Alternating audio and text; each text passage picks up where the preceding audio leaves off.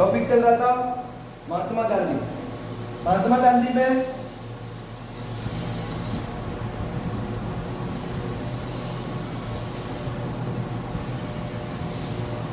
महात्मा गांधी की बात की जाए तो महात्मा गांधी का जन्म कब हुआ? 2 अक्टूबर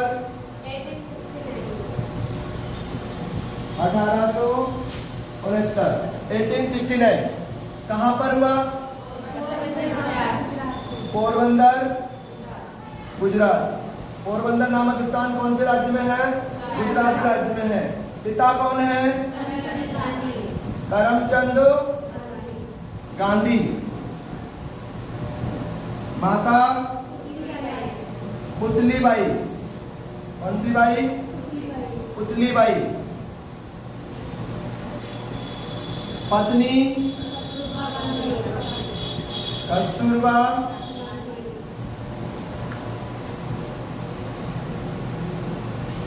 गांधी। बचपन का नाम या मूल नाम? मोहनदास। गुजरात में क्या होता है, जब पिता का नाम होता है उसको अपने नाम के पीछे लगाया जाता है। तो इसके मूल नाम की यदि बात की जाए तो मोहनदास करमचंद गांधी। और इसके बाद में इसका जो नाम है, इसको महात्मा की उपाधि किसने दी? रविंद्रनाथ टैगोर ने। कौन से सत्याग्रह के दौरान दी? चंपारण सत्याग्रह के दौरान दी। इसके बाद हम बात करते हैं इनके राजनीतिक गुरु। राजनीतिक गुरु, ये भी एग्जाम में पूछा जा चुका है कि इनके राजनीतिक गुरु कौन है। तो गोपाल कृष्ण गोखले। गोपाल कृष्ण गोखले इनके क्या माने जाते हैं? राजनीतिक गुरु माने जाते हैं। इसके बाद हम बात करते हैं इनके उपनामों की।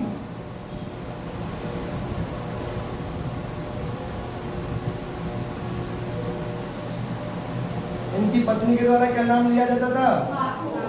क्या थी बेचारी? क्या बोलते हैं लेकिन? देखो उपनाम, गांधी जी के उपनाम। गांधी जी के उपनामों की यदि बात की जाए तो नंबर 1 राष्ट्रपिता। गांधी जी को राष्ट्रपिता किसने कहा? सुभाष चंद्र बोस। उसके बाद में दूसरा इनका नाम है बापू।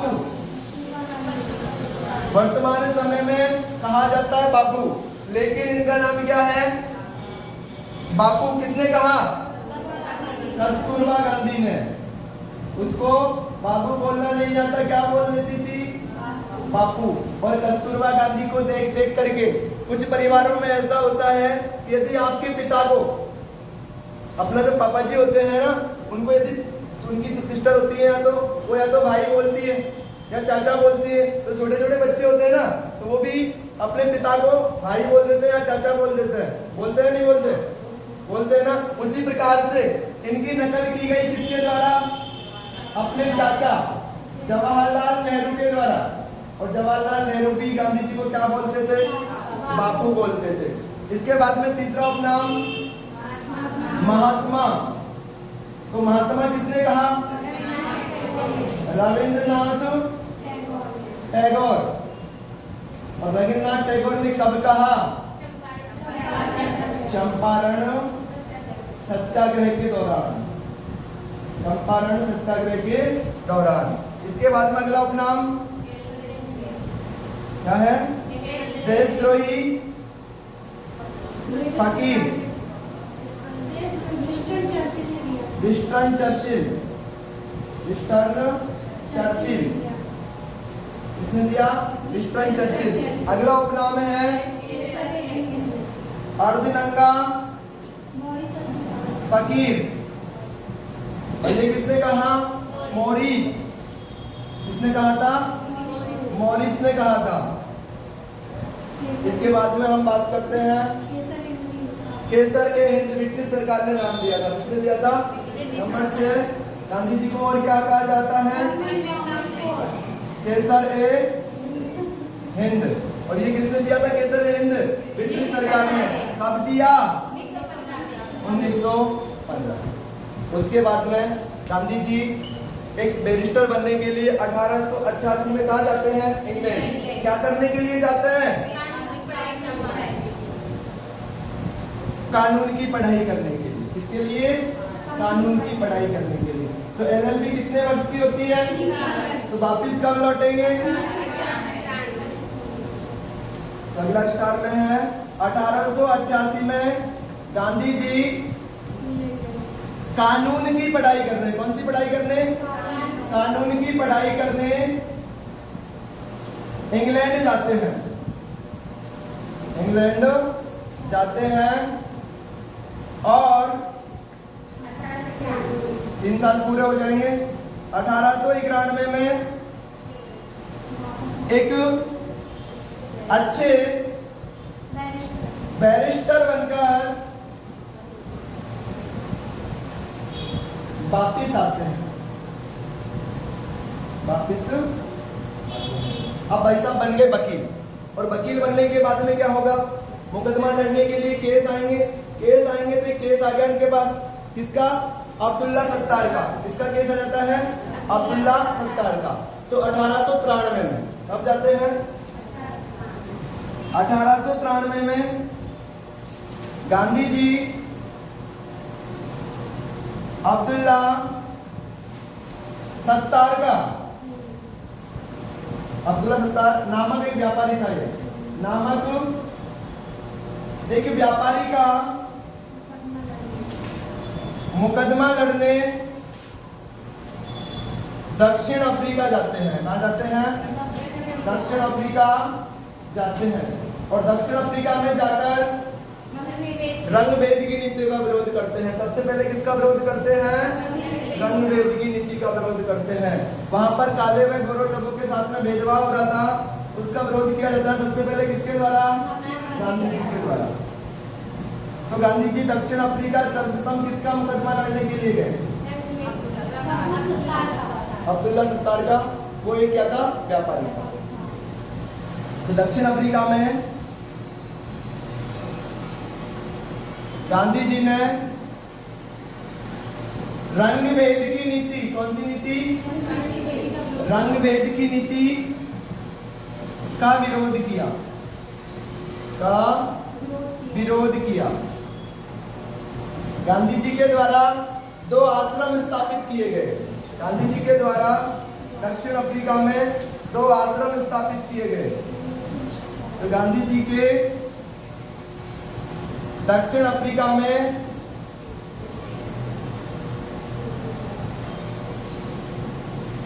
दो आश्रम। कितने आश्रम है? 2। नंबर 1 लियो टॉलस्टॉय। लियो टॉलस्टॉय, इसकी स्थापना 1902 में। Number 2 Phoenix. ये फिनिक्स का प्रश्न पहले एग्जाम में आ चुका है। फिनिक्स की स्थापना की गई 1904। और उसके बाद में कुछ समय बाद में भाई साहब 1915 में क्या आ जाते हैं? वापस भारत आते हैं। जब ये भारत आते हैं तो सबसे पहले कौन से बंदरगाह पर करते हैं? अपोलो बंदरगाह पर। और अपोलो बंदरगाह कहाँ पर है? मुंबई में। और यहाँ उतरने के बाद में भारत जो आगमन की तिथि है, उस आगमन की तिथि के द्वारा भारत सरकार के द्वारा कौन सा दिवस मनाया जाता है? प्रवासी दिवस। कौन सा दिवस? प्रवासी दिवस। तो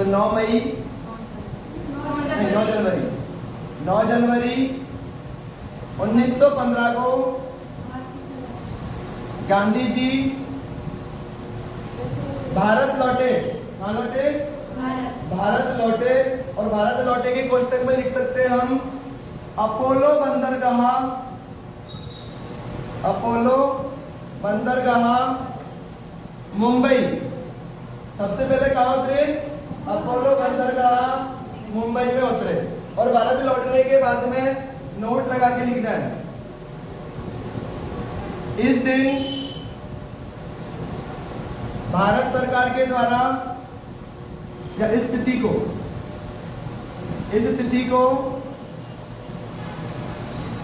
भारत सरकार के द्वारा,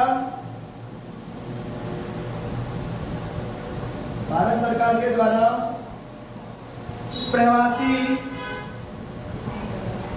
भारतीय दिवस मनाया जाता है।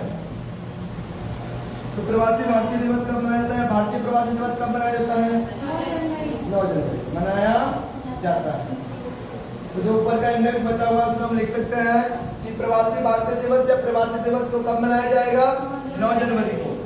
किसी स्टूडेंट जिसका जब पूछते हैं तो इसका आंसर दे देते हैं 9 जनवरी 1915 को मनाया जाता है। ध्यान रखना है, इसका आंसर क्या होगा?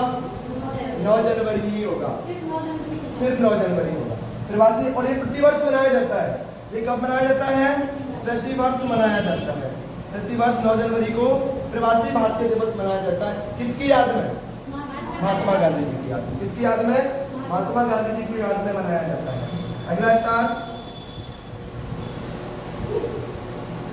ये करने के बाद में गांधी जी किसमें आ जाते हैं? फिर सत्याग्रहों में। किसमें आ जाते हैं? सत्याग्रहों में आ जाते हैं। तो गांधी जी द्वारा यदि बात की जाए कि गांधी जी के द्वारा सबसे पहले सत्याग्रह कौन सा किया गया, तो दक्षिण अफ्रीका में।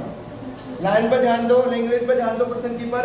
यदि प्रश्न पूछा जाए कि गांधी जी के द्वारा सर्वप्रथम सत्याग्रह कहाँ किया गया?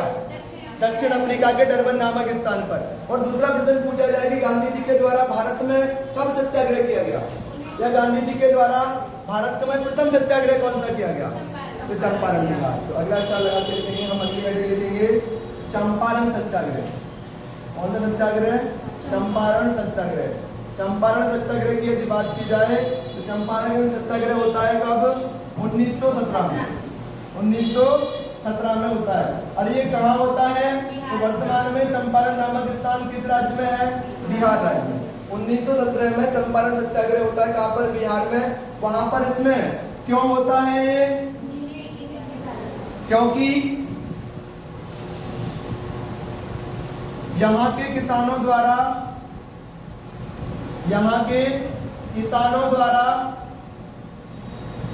नील की खेती, कौन सी खेती? 3/20 भाग पर, 3/20 भाग पर नील की खेती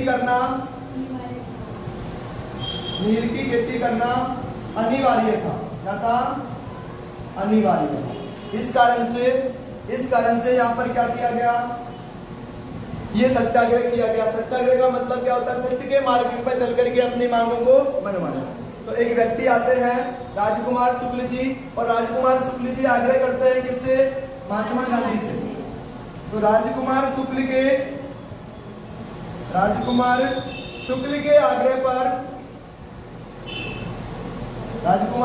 आग्रह पर महात्मा गांधी इस सत्याग्रह में क्या लेते हैं? भाग लेते हैं। और इसका परिणाम क्या निकलता है? महात्मा गांधी के हस्तक्षेप करने के बाद में इस सत्याग्रह में ये होता है कि यहाँ पर जो नील की खेती थी उसको अनिवार्य से क्या बना दिया गया? ऐच्छिक बना दिया गया। इसके बाद में नेक्स्ट क्लास।